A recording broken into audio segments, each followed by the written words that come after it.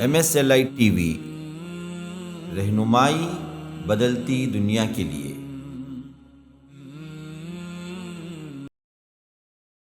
السلام علیکم ورحمۃ اللہ وبرکاتہ۔ بسم اللہ الرحمن الرحیم، الحمد للہ رب العالمین، والصلاة والسلام علی سید المرسلین نبینا محمد وعلی آلہ وصحبہ اجمعین، وبعد۔ معزز حاضرین، محترم مشاہدین، مرکز السلام لنشر الاسلام چنئی کی جانب سے سلسلہ وار آپ کے سامنے یہ نشستیں چل رہی ہیں، جس کا عنوان ہے آپ کے سوالات اور ہمارے جوابات۔ تو آج نشست نمبر 82 ہے، 82، جس میں کچھ سوالات ہیں جو آپ کے سامنے پیش کیے جا رہے ہیں، اور اس کے جوابات بھی انشاءاللہ اللہ کی توفیق سے ہم آپ کے سامنے رکھیں گے۔ اللہ تعالیٰ کہنے والے کو، سننے والوں کو اور دیکھنے والوں کو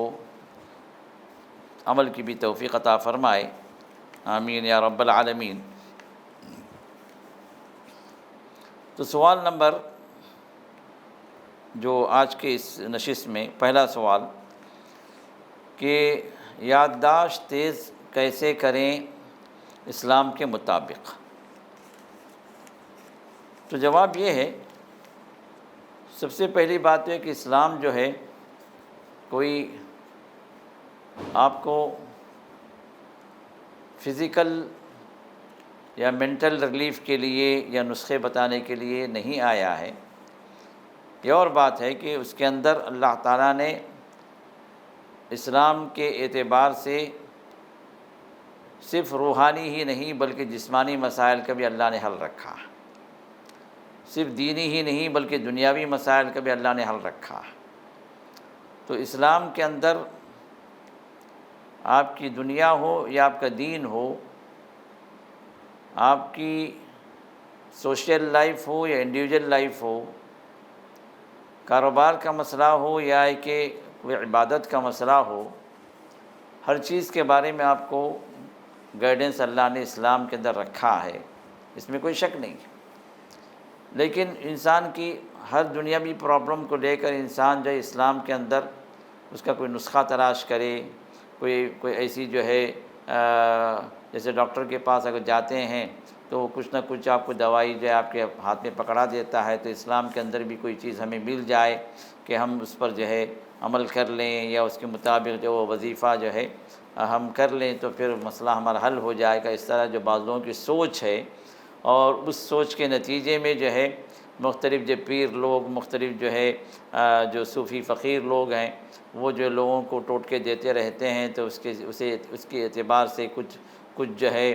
وظیفے بھی بتا دیتے ہیں، کچھ ذکر بھی بتا دیتے ہیں، بھائی یہ ذکر اتنا پڑھو، وہ ذکر جو اتنا پڑھو، وہ وظیفہ اتنی مرتبہ کرو۔ تو یہ سب جو انوویشنس ہیں، یہ سب بدعات ہیں جو لوگوں نے ایجاد کر رکھی ہیں، جس کا کوئی ثبوت نہ ہمیں قرآن سے ملتا ہے، نہ احادیث رسول صلی اللہ علیہ وسلم سے ملتا ہے۔ اور اسی میں آپ دیکھیں گے کہ بعض لوگ جو ہے حافظے کی تیزی کے لیے، نہ بھولنے کے لیے ایک رواج یہ بھی جو ہے ہم نے دیکھا ہے کہ نماز کے بعد جو ہے فرض نماز کی فوری بعد، شاید آپ لوگ بھی دیکھیں گے بعض مساجد میں بعض لوگوں کو کہ فرض نماز جیسے ہی ختم ہوتی ہے سر پہ ہاتھ رکھ لیتے ہیں، سر پہ ہاتھ رکھ لیتے ہیں، اور وہاں پر جو ہے پتہ نہیں 7 بار یا 11 بار جو ہے یا حفیظ یا اس طرح کے جو ہے اللہ کے ناموں کا ورد کرتے ہیں، اور پوچھنے پر کہتے ہیں کہ بھائی اس سے حافظہ تیز ہوتا ہے، اس سے جو ہے انسان جو ہے جو بھولنے کی بیماری ہے وہ ختم ہو جاتی ہے، اور پتہ نہیں کہاں سے لائے نہیں معلوم۔ اسی طرح جو ہے بعض لوگ جو ہے نماز ختم ہوتی ہی جو ہے اپنے آنکھوں پر ہاتھ رکھ لیتے ہیں، اور جو یا بصیر کے جو ہے یہ جو ہے ورد شروع کر دیتے ہیں۔ پوچھنے پر کہتے ہیں کہ یہ اس سے جو ہے بصارت تیز ہوتی ہے،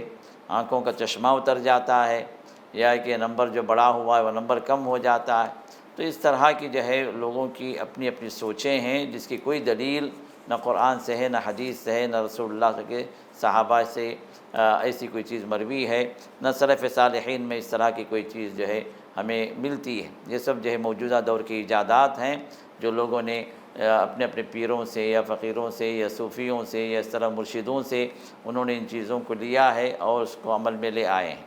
تو اب رہی بات یہ ہے کہ ان سب چیزوں سے ہٹ کر ایک انسان جو ہے اپنے حافظے کو، اپنی یادداشت کو تیز کرنا کس طرح ممکن ہے، اگر اس طرف ہم دیکھتے ہیں تو سلف صالحین سے یہ بات ہمیں معلوم ہوتی ہے کہ انسان جتنا زیادہ اللہ کا فرمانبردار بن جائے، جتنا زیادہ اللہ تعالیٰ کی رضامندی میں اپنے اعمال کو کرنے لگے، جتنا زیادہ گناہوں سے اپنے آپ کو بچا لے، نافرمانیوں سے اپنے آپ کو بچا کر رکھے، حرام کاریوں سے دور رہے، تو اللہ تعالیٰ جو ہے اس کا حافظہ بھی اللہ تیز کر دیتے ہیں۔ بعض سلف صالحین سے یہ بات ہمیں ملتی ہے، جیسے جو ہے حضرت شافعی رحمہ اللہ، امام شافعی رحمہ اللہ فرماتے ہیں کہ میں نے اپنے استاد سے شکایت کی کہ جو ہے میرا حافظہ تیز نہیں ہے، میں بھول جاتا ہوں، تو شکوت الی وکیع سوء حفظی، تو فرمایا کہ میں جو وکیع میرے جو استاد جو ہے امام وکیع جو تھے، ان سے میں نے جو شکایت کی، شکوہ کیا کہ استاد میں بھول جاتا ہوں، مجھے یاد نہیں رہتا، فاوصانی الی ترک المعاصی، تو انہوں نے جو ہے مجھے جو نسخہ جو بتایا وہ یہ کہ شافعی تم جو ہے گناہوں سے دور ہو جاؤ، گناہوں کو چھوڑ دو، تو پھر تمہارا حافظہ بھی اللہ تیز کر دیں گے۔ تو یہ عملی طور پر انسان جس نے بھی کیا ہے اس کا یہ تجربہ ہے کہ انسان جتنا زیادہ پرہیزگار متقی بن جائے، اللہ سے ڈرنے والا بن جائے، اللہ تعالیٰ کی اطاعت میں اپنے آپ کو رکھے، تو اللہ تعالیٰ اس پر اپنی نعمتوں کی جہاں بارش کرتے ہیں وہاں پر اس کے حافظے کو بھی اللہ تیز کر دیتے ہیں۔ تو یہ بات جو ہے بالکل جو ہے سلف صالحین کے تجربے سے ثابت ہے۔ اور دوسری بات ہے کہ بعض ہیریٹری بھی بات ہوتی ہے کہ خاندانی حافظہ، باپ بھی جو بڑے حافظ بڑے جو ہے ان کا جو ہے میموری پاور بہت ہی زیادہ تھا، آج بھی جو ہے ان کے پھر بیٹے، ان کے بیٹے، اس طرح بعض خاندان مشہور ہو جاتے ہیں، اس طرح بعض جو ہے قبیلے مشہور ہو جاتے ہیں، جیسے عرب کے قبائل مشہور تھے اپنے حافظے کے اعتبار سے۔ تو اسی وجہ سے اللہ تعالیٰ نے اپنے کلام پاک کی حفاظت کے لیے ان صحابہ کو چنا جو نبی علیہ السلام کے صحبت میں رہنے والے بنے اور آپ سے قرآن کو سیکھنے والے بنے، تو ان کے سامنے جب قرآن پڑھا جاتا تھا تو قرآن جو ہے ان کے دلوں پر نقش ہو جاتا تھا۔ حافظے میں پوری دنیا کے اندر جو ہے سب سے زیادہ ٹاپ موسٹ جو ہے یہ لوگ میموری پاور میں مشہور تھے اس دور میں بھی، اور آج بھی اگر دیکھا جائے بنسبت دوسرے لوگوں کے عربوں کا حافظہ جو خاص طور پر وہ عرب جو شہروں میں نہیں بلکہ وہ اپنی سادگی پر، اپنی جو ہے قریے کی زندگی پر، ادھر ادھر کے جو آج کے جو سوشل میڈیا کے یا کہ انسان کو گمراہ کرنے والی جو جتنے فتنے ہیں ان سے بچ کر جو دیہاتوں میں جو اپنی لائف گزارتے ہیں، ویسے عربوں کو ہم نے دیکھا کہ ہمارے اپنے حافظے سے کہیں زیادہ ان کا حافظہ جو ہے یہ ممتاز تھا، کہیں بہت زیادہ ان کا حافظہ دوسروں سے تیز ہے۔ آج بھی، آج کے دور کے اندر بھی اگر دیکھا جائے، یہ ہمارا تجربہ بھی ہے۔ تو اس اعتبار سے بعض قبائل بھی جو مشہور ہو جاتے ہیں حافظے کے اعتبار سے، تو ایک چیز جو ہے یہ نسلاً در نسل جو ہے یہ چیز چلتی ہے، یہ بھی اپنی جگہ یہ جو اس کو کہتے ہیں کہ وہبی، مطلب یہ اللہ کی طرف سے یہ چیز ہوتی ہے۔ دوسری چیز ہوتی ہے کسبی، مطلب جو ہے وہ اپنے محنت سے جو اس چیز کو حاصل کرے۔ تو یہ محنت سے حاصل کرنے والی چیز کیا ہے کہ انسان جو ہے اپنے اعتبار سے کوشش کرے کہ وہ اللہ کے نافرمانیوں سے بچے، تو اللہ تعالیٰ جو ہے اس کے حافظے کو اللہ پختہ کرتے ہیں۔ اور اسی طرح دعائیں جو ہیں، دعائیں بہت کام آتی ہیں، دعائیں ہر معاملے کے اندر انسان کے لیے حل لے آتی ہیں اللہ کی طرف سے۔ تو دعائیں بھی اس معاملے کریں، کسی کا حافظہ کمزور ہے، یاد نہیں رہتا ہے، کہ یاد کرنا مشکل رہتا ہے، تو وہ جو ہے اللہ سے دعائیں بھی کریں، سجدوں میں دعائیں کریں، اور آخری پہر جو تہجد کی جو دعائیں ہیں وہ دعائیں اللہ تعالیٰ رد نہیں فرماتے۔ تو اسی طرح جو ہے دعاؤں کے ساتھ ساتھ انسان جو ہے اپنے حافظے کو پختہ کرنے کے لیے کچھ غذائیں بھی ہیں، حکیموں سے یا ڈاکٹروں سے مشورہ کرے، کچھ میڈیسنس لے، اور اسی طرح جو ہے اگر دیکھا جائے تو کچھ جو ہے وہ کھانے پینے کے کچھ اشیاء بھی ہیں جس سے جو ہے انسان کا حافظہ جو ہے تیز ہوتا ہے۔ تو ہر اعتبار سے انسان کوشش کرے، اور جو ہے اگر پڑھنے پڑھانے والا مسئلہ ہے، یاد کرنے کروانے کا مسئلہ اگر ہے، تو ریپیٹیشن جتنا زیادہ ہوگا، جتنا زیادہ تکرار کی جائے گی، اتنا زیادہ جو ہے حافظے کی تیزی ہوتی ہے، حافظہ پختہ ہوتا ہے۔ اور خاص طور پر وہ اوقات جس کے اندر انسان کا دماغ جو ہے وہ پرسکون ہوتا ہے بنسبت دوسرے اوقات کے، تو جیسے جو ہے فجر کے بعد کا وقت ہے، تو کوئی بھی چیز یاد کرنے کے لیے، میموری کے لیے وہ وقت سب سے زیادہ بہتر ہے جو فجر کی نماز کے بعد انسان اپنے اذکار کے بعد بیٹھ جائے، یا فجر سے پہلے کا وقت یہ اٹھ جائے، جب پوری دنیا پرسکون ہے، خاموش ہے، تو ایسے وقت میں بیٹھ کے یاد کرے۔ تو یہ سب وہ چیزیں ہیں جو اسٹوڈنٹس کے لیے، اور جو یاد کرنا چاہتے ہیں کسی چیز کو، کسی سبق کو، یا کوئی جو ہے حافظ قرآن ہے یا حفظ کرنا چاہتا ہے یا مراجعہ کرنا چاہتا ہے، تو یہ ان اوقات کو تلاش کرے جس میں اس کا دماغ بھی پرسکون ہو اور وہ ماحول بھی پرسکون ہو، تو وہاں پر جو ہے پھر حافظہ وہاں پر بنسبت دوسرے اوقات کے اس وقت جو ہے تیز ہوتا ہے۔ تو یہ چند باتیں ہیں جو اس حافظے کو تیز کرنے کے اعتبار سے، لیکن پرٹیکل کوئی وظیفہ نہ رسول اللہ صلی اللہ علیہ وسلم نے سکھایا، نہ صحابہ سے وارد ہے کہ اس کے لیے، اس کام کے لیے، یا قوت حافظہ کے لیے، یا کہ نہ بھولنے کے لیے آپ جو ہے یہ وظیفہ پڑھ لیں، اتنی مرتبہ پڑھ لیں۔ یہ سب جو ہے موجودہ دور کے لوگوں کی اپنی ایجادات ہیں، جو بدعات کے اندر اس چیز کو علماء نے شمار کیا ہے۔ تو ایسی چیزوں سے اپنے آپ کو بچائیے، اور دعاؤں کے ساتھ، غذاؤں کے ساتھ، اور جو اوقات کی پابندی کے اعتبار سے محنت کے ساتھ اس چیز کو حاصل کرنے کی کوشش کریں۔ اللہ آسان فرمائے۔ اس کے بعد کا سوال یہ ہے کہ میں جو ہے ایگزام دیا، اور میں نے کافی محنتیں بھی کی، اور مجھے جو ہے 85% سے اوپر جو ہے میری جو ہے امید تھی کہ میرا رزلٹ آئے گا، اور میں بہت ساری دعائیں میں کرتا رہا، اور تہجد بھی پڑھتا رہا، اور تہجد کے اندر بھی میں دعائیں مانگتا رہا، لیکن جب میرا رزلٹ آیا تو میرے امید کے برخلاف وہ جو ہے صرف ابو 50% تھا، جس سے جو میں کافی جو ہے کنفیوز ہو گیا، اپسیٹ ہو گیا۔ تو اب اس سے جو ہے جو چیز مجھے پوچھنا ہے وہ یہ سوال جو مجھے کرنا ہے وہ یہ کہ میری دعائیں کیوں قبول نہیں ہوئیں، اور اس کے پیچھے کیا لاجک ہے، یا کہ کیا جو ہے اللہ کی طرف سے یہ چیز جو ہوئی، تو اس کے بارے میں مجھے کیا سمجھنا ہے۔ اور چونکہ میں اللہ پر یقین رکھتا ہوں، اس کے باوجود بھی جو ہے میرے ساتھ جو بات ہوئی ہے، میری امید کے برخلاف، میری محنت کے برخلاف جو ہے جو نتیجہ آیا ہے، تو اس سے جو ہے مجھے کیا سمجھنا ہے، اور اس سچویشن میں اسلام مجھے کیا رہنمائی کرتا ہے۔ سوال جو ہے واضح ہے۔ جس بھائی نے بھی بھیجا، یہ انہوں نے کافی محنتیں کی ہیں بقول ان کے، اور کافی دعائیں بھی کی ہیں تاکہ نتیجہ اچھا نکلے، لیکن اس کے باوجود بھی ان کی محنت بھی رنگ نہیں لائی، اور ان کی دعائیں بھی جو ہے قبول نہیں ہوئی۔ تو ایسے میں جو ہے ظاہر سی بات ہے، انسان ہے مایوس ہو جاتا ہے جب محنت کا پھل نہیں ملتا، تو ایک انسانی طبیعت ہے۔ تو اب یہ ہمارے بھائی بھی اسی بات کا جو ہے ان کو افسوس ہے کہ میری محنت جو کامیاب نہیں ہوئی، تو اب کیا کیا جائے؟ تو جواب یہ ہے کہ اللہ تعالیٰ نے انسان کو یہاں پر جو بھیجا، تو انسان کو جب بھیجا تو اس کی تقدیر بھی اللہ تعالیٰ نے پہلے ہی لکھ دی، اور یہ تقدیر کیا ہے؟ اللہ کا علم ہے، اور اللہ تعالیٰ انسان کے لیے جو کچھ بھی فیصلہ اللہ نے کیا ہے وہی تقدیر ہے، اور وہ اللہ کا راز ہے۔ لیکن بندے کو یہ کہہ دیا گیا کہ وہ محنت کرے، خیر اور شر کی دونوں راہیں اس کے سامنے رکھ دی گئیں، تو اس کے اعتبار سے وہ کوششیں کرے، آگے بڑھے، لیکن اللہ کے علم میں اس کی جو تقدیر ہے، نتیجہ اسی کے مطابق ہوگا۔ اللہ نے جو فیصلہ کیا ہے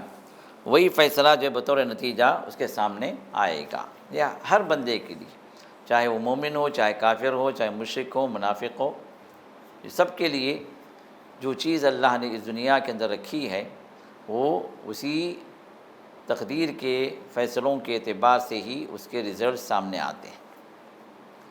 اب جو بات اس بھائی نے بتائی ہے کہ ان کو توقع سے کم جو نمبرات ملے،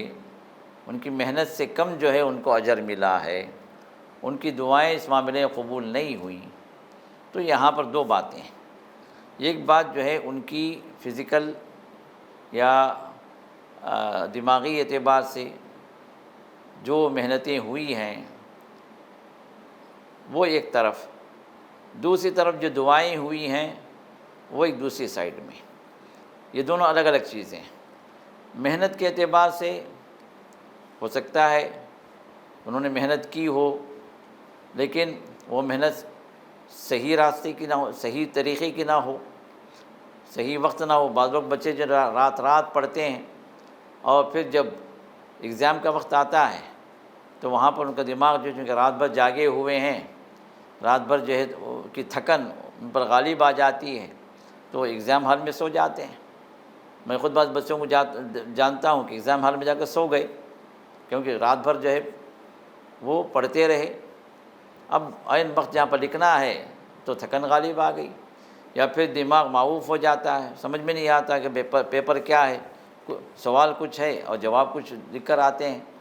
تو اس طرح کے حالات ہوتے ہیں بچوں کے ساتھ میں، اور بچے کیا بڑوں کے ساتھ بھی ہوتے ہیں جو ایگزامز جو دیتے ہیں، یہاں تک کہ بڑے لوگ بھی جو ہے جو ایڈوانس لیول کے جو ایگزامز جو دیتے ہیں IAS IPS وغیرہ کے، جو یہاں پر بھی اسی طرح کے مسئلے آتے ہیں، نیٹ کا ایگزام اسی طرح کے مسئلے آتے ہیں۔ تو اب یہاں پر جو ہے وہ پراپر چینل سے محنت نہیں ہوئی ہے، اگر محنت ہوئی ہے تو پھر اس کو صحیح انداز سے اس کو مینٹین نہیں کیا ہے بندہ، تو اس کے اپنے دماغ کو اس نے وہ تھکا دیا، اب یہاں پر مسائل دوسرے بن گئے۔ تو یہ تو فزیکلی مسائل یہ سامنے آتے ہیں۔ رہی بات دعاؤں کی، تو دعاؤں والا جو مسئلہ جو ہے اس کے بارے میں جو یہ کہا گیا کہ میری دعائیں قبول نہیں ہوئیں، یہ غلط بات ہے۔ یہ بندے کی اپنی جو ہے غلط فہمی ہے رب کے معاملے میں۔ ایک مومن بندہ جو دعا کرتا ہے، چاہے چھوٹی ہو بڑی ہو، مشکل اوقات میں ہو یا کہ نارمل حالات میں ہو، بندہ جو دعا بھی کرتا ہے رب اس کو قبول کرتا ہے۔ یہ اور بات ہے کہ بندہ یہ سمجھتا ہے کہ میں نے جو مانگا وہی دعا اگر قبول ہوئی ہے، وہ چیز مجھے ملی، تو بندہ یہ سمجھتا ہے کہ میری دعا قبول ہو گئی۔ جیسے اب یہ بھائی نے انہوں نے دعائیں کی ہیں مجھے 90% کے اوپر آنا چاہیے، لیکن اب رزلٹ آیا تو 50% پہ ہی جو ہے ان کا رزلٹ وہیں رک گیا۔ تب ان کے اعتبار سے بات یہ سمجھ میں آ رہی ہے کہ یہ سمجھ رہے ہیں کہ ان کی دعا قبول نہیں ہوئی، کیونکہ وہ تو مانگ رہے تھے ابو 90% اور رزلٹ جو ہے اس کے خلاف آیا۔ تو ایسی صورت میں بندہ یہی سوچتا ہے کہ بھائی میری دعا قبول نہیں، کیونکہ مجھے وہ چیز نہیں ملی، جبکہ محمد رسول اللہ صلی اللہ علیہ وسلم نے ہمیں جو بات بتلائی ہے دعا کے سلسلے میں، کئی ایک باتیں ہیں، ان میں سے ہمارے موضوع سے متعلق جو بات ہے وہ یہ کہ جب بندہ دعا کرتا ہے تو اللہ تعالیٰ اس کے یقین کے مطابق اللہ تعالیٰ سے اس کی قربت کے اعتبار سے اور دعاؤں کی قبولیت نہ ہونے کے لیے جو اسباب بنتے ہیں، جو دعا اوپر نہ چڑھے، ویسے معاملات نہ ہوں، ویسے جو ہے حرکات نہ ہو، ویسے جو ہے کام وہ نہ کرتا ہو، اب وہ بندہ ان چیزوں سے بچ کر اللہ سے دعا کر رہا ہے، قبولیت کے اوقات میں دعا کر رہا ہے، اللہ ہی سے مانگ رہا ہے، پورے امید کے ساتھ مانگ رہا ہے، بار بار مانگ رہا ہے۔ اب یہ سب وہ چیزیں ہیں، اور حلال روزی کے ساتھ مانگ رہا ہے، اب یہ سب وہ چیزیں ہیں جو دعا کی قبولیت کے لیے معاون بنتی ہیں، اور وہاں پر جو ہے دعا کی قبولیت کا پرسنٹیج بڑھتا چلا جاتا۔ اب ایسی دعائیں جو بندہ مانگتا ہے تو رسول اکرم صلی اللہ علیہ وسلم فرماتے ہیں کہ اس کی دعا اللہ رد نہیں فرماتا۔ اب دعا کی قبولیت کا جو حالت جو ہوتی ہے وہ بدل جاتی ہے۔ اب آپ فرماتے ہیں کبھی بندہ دعا مانگتا ہے اور رب کا یہ فیصلہ یہ ہوتا ہے کہ بندے کی یہ دعا اسی شکل میں قبول کر لی جائے اور اسی وقت قبول کر لی جائے تو قبول ہو جاتی، کیونکہ اللہ تعالیٰ یہ چاہتے ہیں کہ اس بندے کی یہ دعا قبول ہو جائے اور جو مانگ رہا ہے وہ دے دیا جائے۔ تو ایسی صورت میں بندہ سمجھتا ہے کہ بھائی میری دعا اللہ نے قبول کر لی، خوش بھی ہو جاتا۔ تو یہ ایک شکل ہے۔ دوسری شکل یہ ہے کہ جو بندہ جو مانگ رہا ہے رب کے سامنے یہ بات ہوتی ہے کہ اس بندے کو اگر میں یہ کام دے دوں، جو وہ مانگ رہا ہے وہ اس کو دے دوں، تو اس میں اس کے لیے نقصان ہے، اس میں اس کے لیے شر ہے، اس کے لیے فتنہ ہے، وہ کسی اور راہ پہ چلا جائے گا، اس کے لیے خرابی ہے۔ یہ رب کے علم میں بات ہوتی ہے۔ تو رب کیا کرتے ہیں، اللہ تعالیٰ اس چیز کو نہیں دیتے بلکہ اس کے بدلے کوئی اور چیز دے دیتے ہیں، کوئی اور نعمت دے دیتے ہیں، کوئی اور آسانی اس کو پیدا کر دیتے ہیں۔ تو چیز ملی لیکن وہ نہیں ملی جو مانگ رہا ہے، کوئی اور چیز ملی تو بندے کا ذہن ادھر نہیں جاتا، بھائی میں تو یہی مانگ رہا ہوں، میں تو یہ ایگزام کا جو ہے وہ بہتر رزلٹ مانگ رہا ہوں اور بہتر رزلٹ نہیں ملا مجھے، تو میرا پورا ذہن ادھر ہی ہوتا ہے۔ جو ایکسٹرا ایک نعمت جو ملی ہے، جو ایک اور جو ہے میرے لیے جو ہے خوشخبری آئی، میرے لیے آسانی آئی، اس کی طرف میرا ذہن نہیں جاتا، جبکہ اللہ تعالیٰ اس دعا کی وجہ سے مجھے وہ چیز نہیں عطا کیا، اس میں خیر نہیں تھا، اور جس میں خیر تھا اللہ نے اس کو مجھے عطا کیا۔ یہ دوسری شکل ہے۔ تیسری شکل یہ ہے کہ اللہ تعالیٰ دعا قبول کرتے ہیں لیکن اس شکل میں نہیں جس شکل میں بندہ مانگ رہا ہے۔ شکل کیا بن جاتی ہے یہاں پر کہ اس بندے پر کوئی مصیبت، کوئی بلا آنے والی تھی، کوئی شر پہنچنے والا تھا، کوئی نقصان ہونے والا تھا، کوئی ایکسیڈنٹ ہونے والا تھا، کوئی بیماری آنے والی تھی، کوئی جو ہے کسی شیطانی یا انسانی شر میں مبتلا ہونے والا تھا، تو اس دعا کی وجہ سے اللہ تعالیٰ وہ شر ہٹا دیتے ہیں اور بندے کو پتہ بھی نہیں چلتا۔ ہو سکتا ہے وہ باہر نکلے اور ایکسیڈنٹ جو ہے ہونے والا تھا، اس کی دعا کی وجہ سے اللہ تعالیٰ وہ ایکسیڈنٹ ہٹا دیتے ہیں۔ اس دعا کی وجہ سے اللہ تعالیٰ کوئی بیماری جو آنے والی ہوتی ہے اس کو ہٹا دیتے ہیں۔ یہ بندے کے علم میں نہیں۔ تو اس دعا کی قبولیت کی شکل ایک یہ ہوتی ہے کہ بندے پر آنے والی بلا، آنے والی مصیبت کو اللہ تعالیٰ ہٹا دیتے ہیں۔ ایک اور جو ہے شکل یہ بھی ہوتی ہے کہ کوئی بہت بڑا نقصان ہونے والا ہوتا ہے، اللہ تعالیٰ اس نقصان کو کم کر دیتے ہیں۔ کسی کی نظر، کسی کی حسد اتنی قوی ہوتی ہے کہ بندے کو وہ ہلاکت کی طرف لے کے چلی جاتی ہے، لیکن اس کی دعاؤں کی وجہ سے، اس کے اذکار کی وجہ سے جو ہے اس کو نقصان جو پہنچتا ہے بالکل تھوڑا سا نقصان پہنچتا ہے، جبکہ وہاں پر ہلاکت والا سبب اتنا بڑا ہوا تھا کہ وہ اس ہلاکت میں گر جاتا ہے کہ موت تک واقع ہو جاتی، لیکن اللہ تعالیٰ اس سے بچا لیا اور تھوڑا سا نقصان اس کو ہوا۔ اگر وہ دعائیں نہ ہوتی تو پھر بہت بڑا نقصان ہو جاتا۔ یہ بھی ایک شکل ہے۔ اب یہ سب شکلیں دنیا کے اعتبار سے، اور آخری شکل کیا ہے کہ اگر ان چیزوں میں سے یہ جو 4 باتیں میں نے بتائیں اس میں سے کوئی چیز نہیں ہوئی تو آخری شکل یہ ہوتی ہے کہ اللہ تعالیٰ اس کی ان دعاؤں کو محفوظ کر لیتے ہیں، اور جس وقت انسان کو نیکیوں کی حاجت ہوگی وہ ایک ایک نیکی کے لیے متلاشی ہوگا، ایک ایک نیکی پوچھتا پھر رہا ہوگا دوسروں سے اپنی کامیابی کے لیے، وہاں پر اللہ تعالیٰ ان دعاؤں کے ذریعے سے جو یہاں قبول نہیں ہوئی ان دعاؤں کا اجر اللہ بڑھا دیتے ہیں، اس کی نیکیوں میں اضافہ کر دیتے ہیں، اس کے جنت کے درجات کو اللہ بلند کر دیتے ہیں، یہاں تک کہ حدیث شریف میں یہ بات آتی ہے کہ بندہ اس وقت دیکھے گا کہ اللہ تعالیٰ اس کے درجات کو بلند کر دیے ہیں، اس کے اکاؤنٹ میں، اس کے نام اعمال میں کئی ایک نیکیاں آ گئی ہیں، تو پوچھے گا یا رب یہ نیکیاں آئی کہاں سے، درجات بلند کیوں ہوئے؟ تو کہا جائے گا کہ دنیا میں تو نے یہ دعا کی، یہ دعا کی، یہ دعا کی، یہ دعائیں ہم نے جو دنیا میں تیرے لیے قبول کرنا مناسب نہیں سمجھا، تو ان دعاؤں کی بدولت آج جو دنیا میں قبول نہیں ہوئی، آج جو ہے میں نے تیرے لیے درجات بڑھا دیے، تیرے لیے یہ جو ہے نیکیاں میں نے اضافہ کر دیا۔ تو بندہ وہاں کہہ اٹھے گا کاش دنیا کی کوئی دعا مجھے قبول نہ ہوتی، اللہ تعالیٰ میری کوئی دعا کو قبول نہ کرتے اور سب کا سب اجر اللہ یہاں پر عطا کرتے۔ تو یہ معاملہ ایک مومن کے لیے خاص ہے۔ تو اس طرح کی دعاؤں کی قبولیت کے مختلف اشکال ہیں،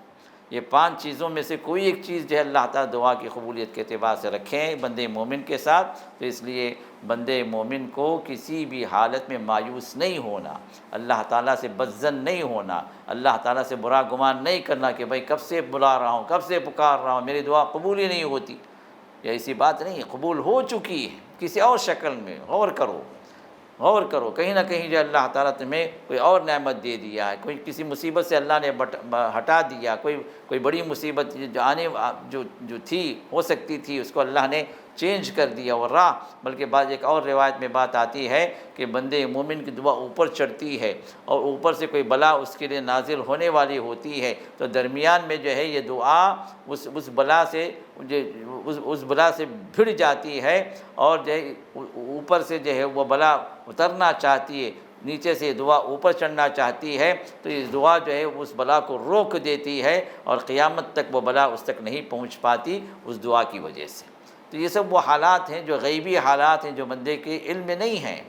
تو لیکن بندہ یہ سمجھتا ہے کیونکہ اس کا علم کم ہے، عقل کم ہے، فہم کم ہے، تو سمجھتا ہے کہ میری دعا قبول نہیں ہے۔ ایسی بات نہیں ہے، اس کی دعا کی قبولیت کے اللہ تعالیٰ نے مختلف طریقے رکھے ہیں، تو لہٰذا ایک مومن ہونے کے اعتبار سے اللہ سے مایوسی کفر ہے، مایوس نہیں ہونا چاہیے، اپنی دعاؤں کے اندر بھی بخیلی نہیں کرنا ہے، کثرت سے دعائیں